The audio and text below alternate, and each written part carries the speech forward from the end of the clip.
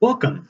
Today I'd like to discuss with you virtual reality technology and what I'm referring to as the convergence of the digital and physical worlds. We'll examine virtual reality and how technology itself has impacted society and draw some conclusions on how virtual reality ties into all of this. Perhaps a little dated, but The Matrix shows us an extreme view of virtual reality, and that's why I chose it. I want us to consider that extreme. In the Matrix, we submerge ourselves completely into technology and lose sight of the real world around us. I'm not making a statement as to if that's a good or bad thing, I'm just pointing it out. So, what is virtual reality or augmented reality? Consider first all the ways in which we interact with the digital world.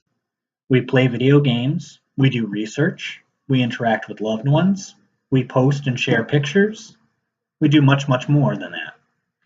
Virtual reality allows us to not only interact from the outside, but from within. We, in essence, enter the matrix. Some examples of this technology that you may or may not be familiar with are the Oculus Rift, which is a headset that can be used to view the digital world from within. It's a first-person perspective. Video games are the biggest examples of where this is being used. But if you search the internet, you can find that colleges such as Stanford are implementing it in virtual learning environments. So let's talk a little bit about how people and society impact technology. Here's a few numbers of interest. According to Pew Research, over 64% of US consumers own a smartphone. 80% of these owners shop online. That makes us all fairly connected. So, do we only use one device or do we shift? Omnichannel usage is a hot topic. Omnichannel is the seamless movement between devices to accomplish various tasks. An example of this, you might already know, is with Apple. Apple allows you to share your little piece of the internet on all of your Apple devices. It's fairly seamless for you. That's interesting, right? But what does it mean? How might we be shaping virtual reality? Well, let's think about that. We've already submerged ourselves into the technology. Admit it, you're just as addicted to your smartphone as I am. It's always with me. Virtual reality is not as prevalently used, but imagine a world where you could do your shopping from anywhere at any time. That already exists, right? So now shift your perspective a little to imagine a world where you can enter a virtual marketplace from anywhere and at any time. It's really not that foreign when you think about it. And imagine what we can do with virtual reality in a shopping environment. How about leisure activities? We use technology to feed all aspects of our leisure time already. TVs, movie theaters, and radios are all older technologies. Have you heard of Dreamscape Immersive? It's like a movie theater experience, except it allows a group of 6 to experience virtual reality together. Is it really then a stretch to say take a vacation virtually? We could go anywhere, right? Even beyond the constraints of the Earth we live on. Vacation on the moon, anyone? If the experience is real enough, then what would be wrong with that? What would stop people? And do we even really want to stop people? We can then shift our perspective to work. Many people already work remotely and video conference together from different places. We do it where I work right now, and we've actually just brought another company into the fold. Imagine if you could have a virtual boardroom where people across the world could figuratively sit at the same table and see one another, at least an avatar version of themselves. Consider another example. Dr. John Jewell in San Francisco used a Google VR headset to treat a patient with anxiety over a traumatic event by having them revisit the site of the trauma virtually. Think about that. Talk about regressive therapy.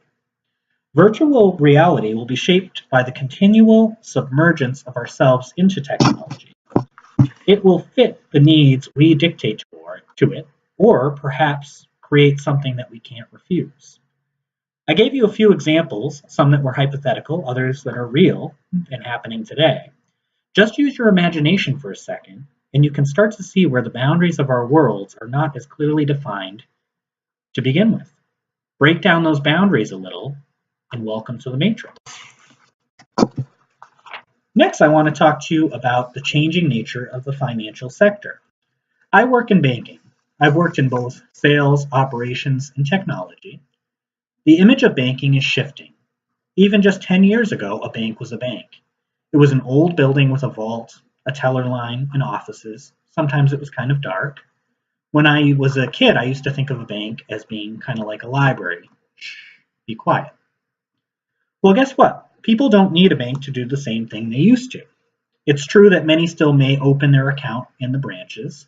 Online account opening is a reality today, but not as many people take advantage of it. They may want to talk to a loan officer or a financial advisor to get guidance. They may even feel more comfortable coming in to wire funds because they think it's more secure.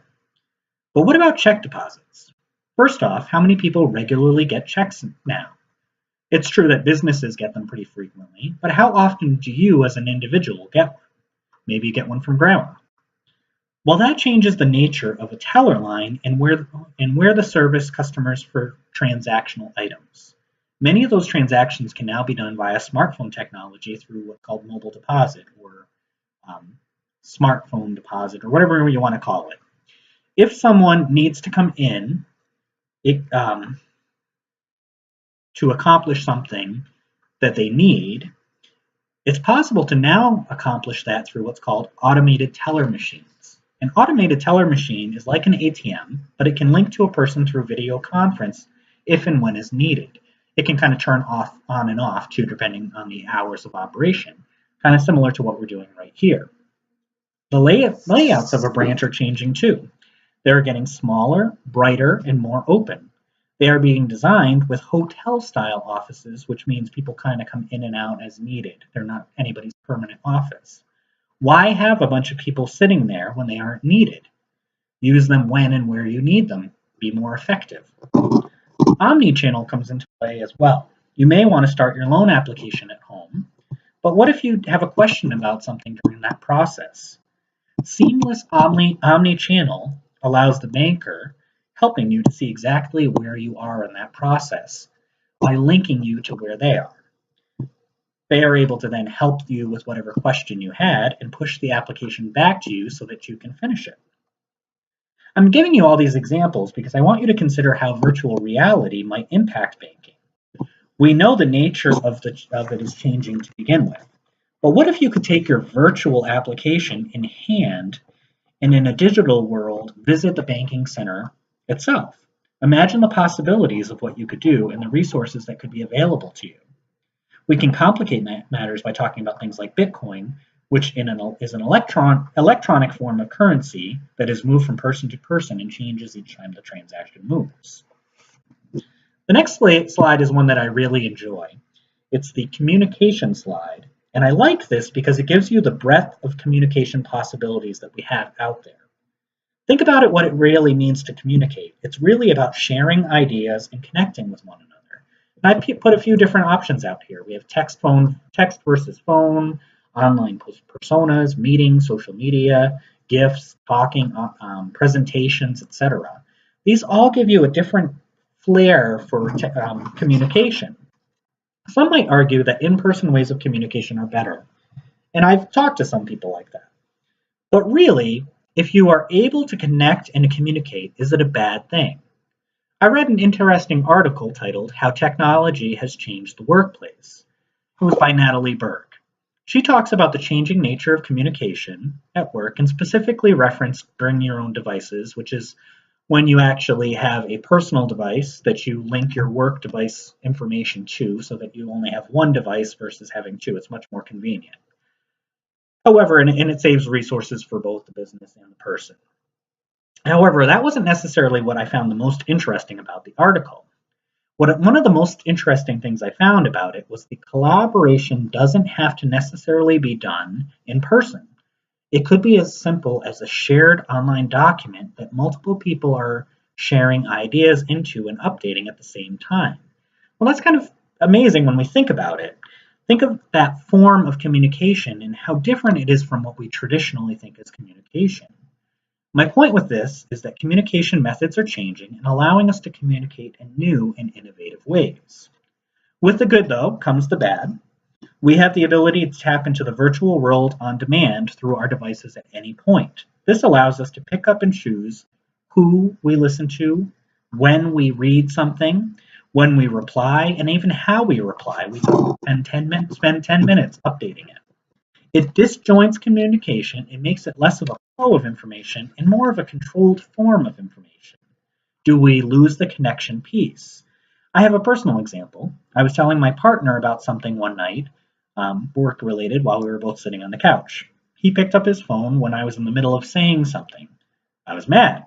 It felt like he was ignoring me. He told me that he could both listen and scroll. He was choosing what to listen to. We're all familiar with Facebook and Messenger. I'm sure many of you use it. Facebook is launching a new app called Messenger Kids. It's a more controlled version than the regular Messenger by allowing parents some oversight, but it gets kids under 13 into social media communication. So just consider that we are furthering our dive into the digital world, and our kids are getting younger and younger with the immersion of it. Think about this with VR. You could actually hold a conversation in a manner that feels like talking face to face, but is completely in a virtual environment. Communication is challenging, and the end result isn't yet fully defined yet. We'll have to see as we move forward.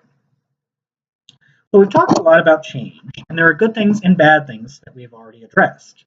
Did you know that the science of epigenetics shows our experiences change our DNA?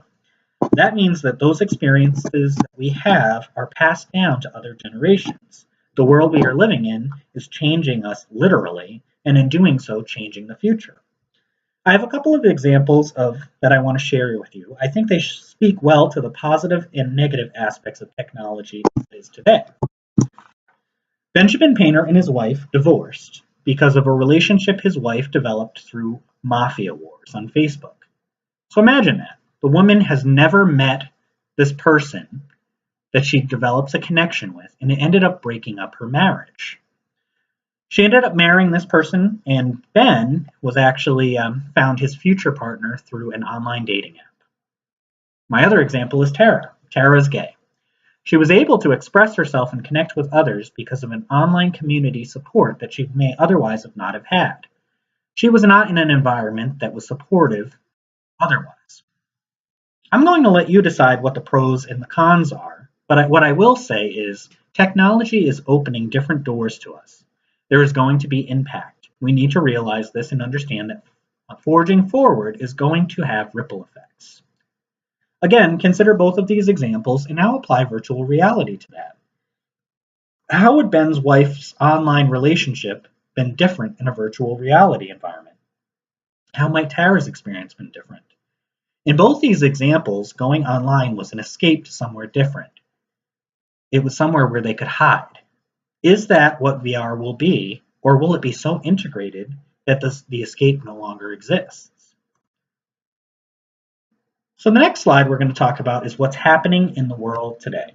And I have a few different examples up there: Trump, global economy, baby boomers retiring, millennials and next generations in workforce, social awareness, cleaner energy, and social responsibility.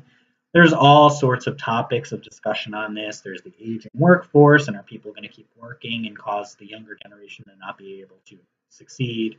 Is Trump going to blow up the world? Is the global economy going to change the nature of how things operate today? Companies need to focus on social awareness, cleaner energy, social responsibility. It's not just about making profits, about what you do in the world itself.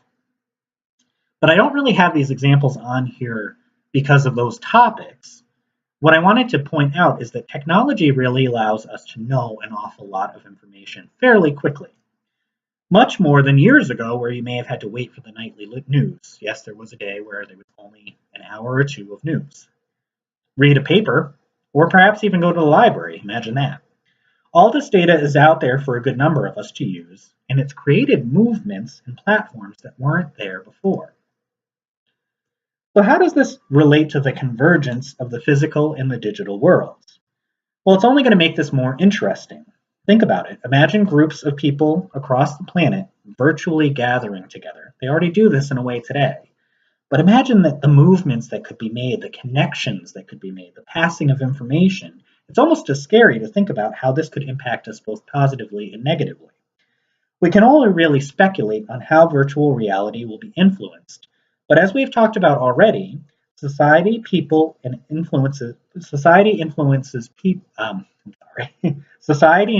influence technology, and it influences us at the same time. It will be interesting to see what happens as we enter, live, and work in the Matrix. So, are we furthering isolation through all this technology? Is virtual reality going to cause a further divide? As we move away from a real time interaction and in person conversations, are we distancing ourselves completely from one another? Again, only the future can tell, but it is a consideration as we move forward into a digital and physical convergence. One of the misconceptions, though, is that everyone has access to technology, right? Well, we sometimes assume that if we're lucky enough to have and use technology, that others are just as lucky as us. Unfortunately, there is a digital divide, and we forget about that. There are folks that either don't have infrastructure built up yet that allow them access to technology, or they don't even have enough resources available to them to purchase various technologies. So the less privileged in numbers, and really what I have on this slide is the digital divide. According to an article entitled Digital Divide, households in the city earning $75,000 are 20 times more likely to have some form of internet access and 10 times more likely to have a computer. Tim Fitzsimmons published more data on this in 2014, and there were 7 billion people alive and 4.4 billion are disconnected at the time. Interestingly enough, this isn't just undeveloped countries. In the 20 largest countries in the world, which included US and China and India, there are large populations of people that are disconnected. 50 million people alone in the US are disconnected.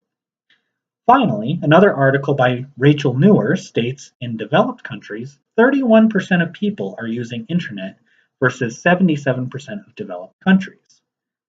This data is striking in that it opens our eyes to the fact that the world isn't fully online and maybe for some isn't as small as it has become for others. Next, I want to talk about gender inequality in technology. In this term, we learned that technology such as military planes doesn't always develop in a way that's equal for the sexes. And there's a lot of other examples, cleaning products that are geared towards females versus males, all sorts of things that kind of show that women are not as interested in technology as men. It's kind of a fascinating topic in itself. But much like technology doesn't always consider the needs of one sex over the other, society today is not considering the impact to the less privileged. So when we talk about impact, what's going to happen? According to research done by what's going to happen as we move into a digital era.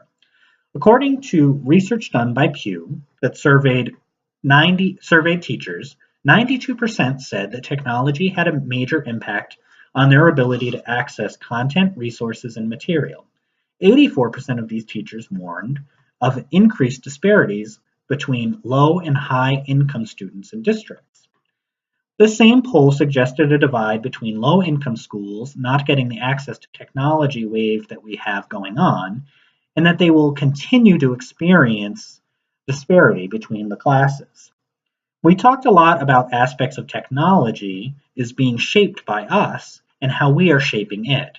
The impact to those not included can already be seen through social divide that already exists today. In a world that continues to shift to a more digital focus, and one in which we actually enter the digital world, could be devastating to those not included. Their quality of education, health, and lifestyle could deteriorate. So what about the future? So what happens in a world in which there is no separation between the digital and physical worlds? A world in which being connected and plugged in is a necessity for all information exchange and interactions. We either make provisions to include all of these people in the brave new world we march into, or we leave people behind. So what can be done? What's already being done? According to Rachel Newer, Google has a Loon project that is a group of giant balloons that will fly at 70,000 feet to deliver internet to rural or disaster-stricken areas.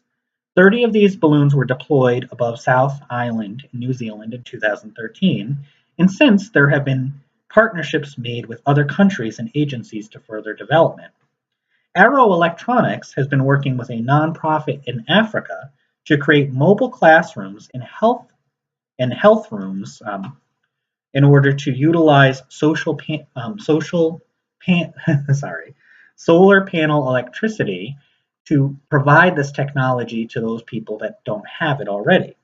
These are a couple examples of what is being done with current technologies. So what's my plan? Well, we've talked about initiatives taking place to connect the disconnected parts of the world and bring to undeveloped areas technology that can help them prosper. This is a costly proposal, and I am in no way saying that we should be governmentally mandating through tax. We need to keep moving forward with the ideology that no one gets left behind, and it's going to take a global effort. We need to have governmental agencies, nonprofits, and businesses alike work collaboratively to evaluate and address technological needs. Infrastructure needs to be further developed. Schools, be them private, charter, or public, need to have technological resources to better educate and prepare students, all students. Programs to help teach the less fortunate should be created to connect them. And areas that are not developed need to have more initiatives like Arrow Electronics to bring those technologies that could help the people that will benefit from them.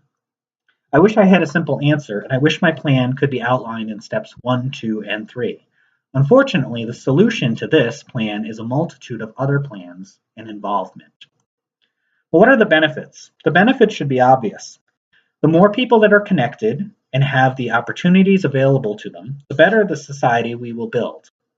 We have an obligation to each other to take care of one another, and that means we don't leave anyone behind as we continue to move forward with our physical and digital world convergence. So in conclusion, it's an exciting time we live in. Lots of change, lots of great technology arising. We need to move forward and capitalize on this technology. At the same time, we need to make sure that we aren't losing our connection to one another. We need to do this collaboratively as we work together as one people, advancing for the greater good. So I'm going to end this as I started. Welcome to the dawn of the age of the Matrix. I look forward to seeing everyone there. Thank you.